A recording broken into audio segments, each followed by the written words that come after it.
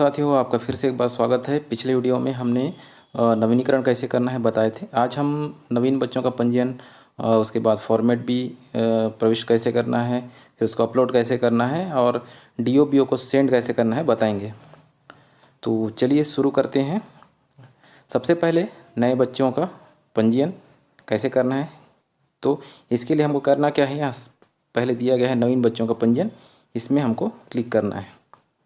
तो चलिए शुरू करते हैं। नए बच्चों का पंजीयन में बच्चों की जानकारी जो मांगी गई है उसे ही भरकर सेव करना है, जिसमें बच्चों का नाम, माता पिता का नाम और आधार नंबर, बैंक खाता क्रमांक, ये सब जो जानकारी है उसे ही भरना है और भरकर लास्ट में सेव करते जाना है। इसी प्रकार से सभी बच्चों का जो नए बच्चे हैं उनका पंजीयन करना है। ठीक है, इसमें कुछ ज़्यादा कुछ नहीं है, बस जानकारी भरनी है और सबमिट करते जाना है। ठीक है साथियों, जैसा कि हमने पिछले वीडियो में बच्चों का जो नवीनीकरण है उसके बारे में बताए थे, तो नवीन एवं नवीनीकरण का जो कार्य होने के बाद अब हमें फॉर्मेट बी प्रविष्ट करना है। फॉर्मेट बी का जो फॉर्मेट है आपको फॉर्म डिस्क्रिप्शन बॉक्स में मिल जाएगा। तो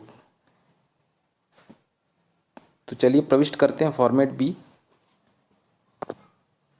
फॉर्मेट बी भरने के लिए क्या करना है, हमको यहाँ पे जो सारांश प्रतिवेदन फॉर्मेट बी प्रविष्ट करें दिया है इसको क्लिक करना है। जैसे ही हम फॉर्मेट बी वाला ऑप्शन क्लिक करते हैं तो हमारे सामने इस प्रकार से इंटरफेस आ जाता है, जिसमें आपका शैक्षणिक वर्ष दिया है, साल का डाइस कोड दिया है, साल का प्रकार दिया है, साल का नाम दिया गया है। उसके बाद आगे यहाँ पे और भी दिया है साल का पता, उसके बाद दिया है पिन कोड, उसके बाद छात्रवृत्ति प्रभारी का नाम, फिर मोबाइल नंबर, ये सब भी हमको जानकारी भरनी है। उसके बाद आगे ईमेल आईडी दिया है। ईमेल आईडी के बाद यहाँ नीचे जो सारांश प्रतिवेदन का उसका जो प्रारूप है वो दिया गया है। तो चलिए पहले इसको हम जो साल का पता, पिन कोड, छात्रवृत्ति प्रभारी का नाम, मोबाइल नंबर, ईमेल आईडी ये सब भर लेते हैं। तो देखिए साथियों, हमने ये सब जानकारी अभी भर ली है। अब इसके आगे हम जो सारांश प्रतिवेदन है वो प्रविष्ट करेंगे। ठीक है, तो चलिए जो सारांश प्रतिवेदन है उसको प्रविष्ट करते हैं। तो देखिए हमारे सामने जो सारांश प्रतिवेदन का जो प्रारूप है वो, तो साथियों देखिए हमारे सामने सारांश प्रतिवेदन का जो प्रारूप है सामने आ गया है। इसमें जो दिया गया है caste category, boys, girls, hosteller, non hosteller और अनक्लीन ऑक्यूपेशन। उसके बाद यहाँ general category, OBC, SC, ST और टोटल। तो इसमें जो हम बी फॉर्मेट की हार्ड कॉपी जो भरे हैं उसी को देखते हुए यहाँ पे हमको प्रविष्ट करना है। तो ठीक है, तो चलिए मैं प्रविष्ट कर लेता हूँ। तो देखिए हमने यहाँ पे जो जानकारी भरनी थी वो भर दी है। ये एससी एसटी की जो कैटेगरी में है बच्चे, उनकी संख्या डाल दी है। उसके बाद नॉन हॉस्टलर में भी संख्या डाला गया है। इसमें जितने संख्या है उतने नॉन हॉस्टलर में भी हैं। ठीक है, दोनों का टोटल सेम है।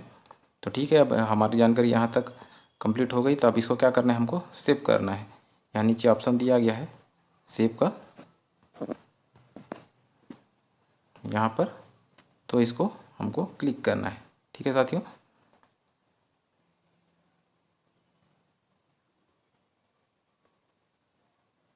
उसके बाद देखिए जैसे ही हम यहाँ सेव का ऑप्शन क्लिक करते हैं उसके यहाँ नोटिफिकेशन आ जाता है कि आप सारांश जो फॉर्म बी में प्रविष्ट करना चाहते हैं तो कृपया सुनिश्चित कर लीजिए। तो हम इसको कर लेते हैं यस। यस करने के बाद फिर से एक नोटिफिकेशन आ जाता है कि साल का सारांश प्रतिवेदन सफलतापूर्वक सुरक्षित कर लिया गया है। ओके, ठीक है, यहाँ तक हमारा कार्य था वो संपन्न हो गया है। तो नेक्स्ट चलिए अगले पॉइंट पे हम चलते हैं।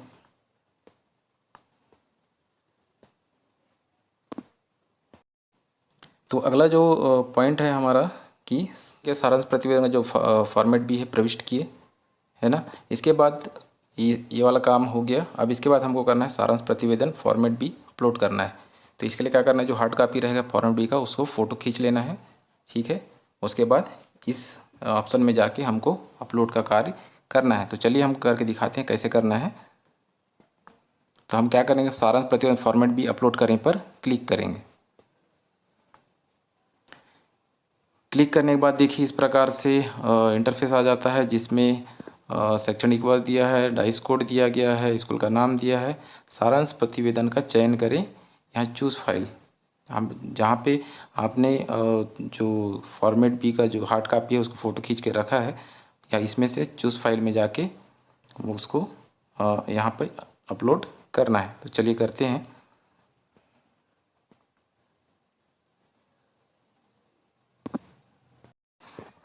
तो यहाँ पे मैंने चूज़ फाइल में जाकर जो अपना फॉर्मेट बी का जो फ़ोटो था उसको अपलोड के लिए यहाँ डाल दिया है। अब हमको क्लिक करना है सारांश प्रतिवेदन अपलोड करे पे। तो चलिए यहाँ पे मैं क्लिक कर देता हूँ। तो एक बात ध्यान देने वाली बात यहाँ है साथियों कि जो साइज़ होगा जो फाइल का वो 100 KB से ज़्यादा नहीं होना है। उससे ज़्यादा अगर होगा तो वो नहीं लेगा, ठीक है। इसके लिए आप ऐप से या जो ऐप आता है जिससे हम उसका साइज कम कर सकते हैं उससे कर सकते हैं। तो चलिए इसको हम सारांश प्रतिवेदन को अपलोड कर देते हैं। यहाँ फिर से पूछा गया है कि आपके द्वारा अपलोड किया गया सारांश प्रतिवेदन बी कृपया सुनिश्चित कर लीजिए। तो हम यहाँ यस पे क्लिक कर लेते हैं। फिर आपके सामने नोटिफिकेशन आ जाएगा कि आपके द्वारा सारांश प्रतिवेदन सफलतापूर्वक अपलोड कर दिया गया है। तो हम इसको ओके कर देते हैं, ठीक है। तो ये हमारा काम यहाँ भी हो गया। यहाँ पे देखिए नीचे आ गया क्रमांक, डाइस कोड, उसके बाद सारांश प्रतिवेदन का नाम, सारांश प्रतिवेदन देखें, सारांश प्रतिवेदन निरस्त करें। तो यहाँ सारांश प्रतिवेदन देख भी सकते हैं, या किसी प्रकार की त्रुटि हुई है तो आप निरस्त करके फिर से अपलोड कर सकते हैं, ठीक है साथियों। यहाँ तक हो गया। अब चलिए नेक्स्ट जो पॉइंट है वहाँ पे चलते हैं।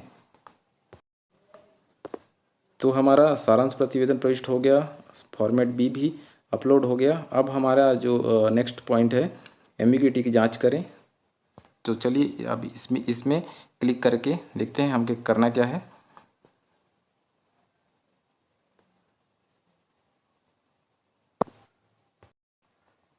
देखिए एम्बिग्युइटी पर क्लिक करने के बाद हमारे सामने जो एम्बिग्युइटी वाला जांच करें पर हम जाते हैं तो इस प्रकार से इंटरफेस आ जाता है। यहाँ पे देखिए दिया गया है पहले कि समरी डिटेल्स प्रपत्र ब के अनुसार, और यहाँ स्टूडेंट डिटेल्स प्रपत्र अ के अनुसार।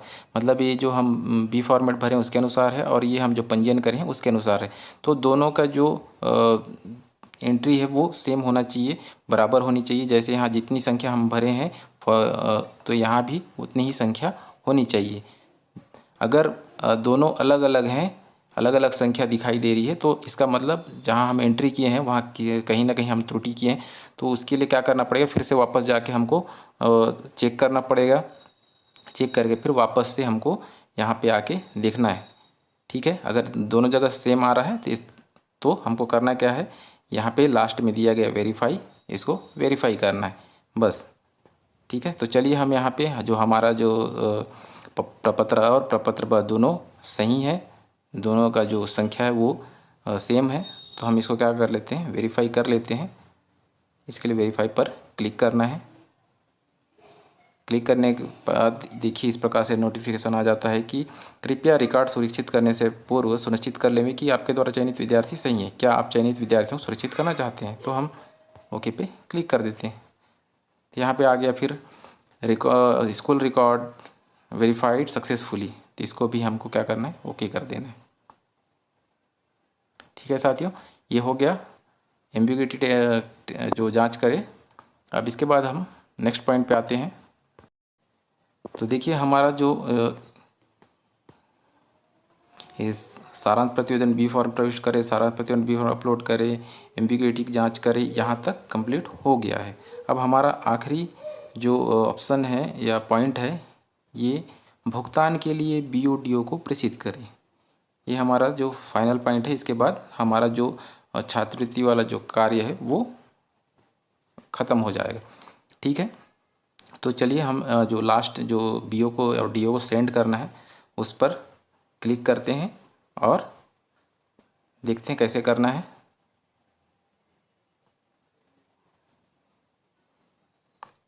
देखिए क्लिक करने के बाद हमारे सामने इस प्रकार से पोर्टल दिखाई देता है, जिसमें डाइस कोड दिया गया है। उसके बाद कुल विद्यार्थियों की संख्या, ठीक है, साला का डाइस कोड और नाम, फिर यहाँ दिया है क्रमांक, पंजीकरण संख्या, विद्यार्थी का नाम, लिंग, कक्षा, जाति, आईएफएससी कोड, खाता क्रमांक, खाता धारक का नाम, अस्वच्छ धंधा, छात्रावासी, वार्षिक आय, आयकरदाता, भूमि 10 एकड़ से अधिक है या नहीं, अमाउंट। ठीक है साथियों, यहाँ पे हमारा जो पूरा जो इतना हमने प्रविष्ट किया है, कितने बच्चों का, पूरी जानकारी यहाँ पे दिखाई देने लगती है। ठीक है, इसमें से आप एक बार चेक कर लीजिए कि सही है या नहीं है। ठीक है,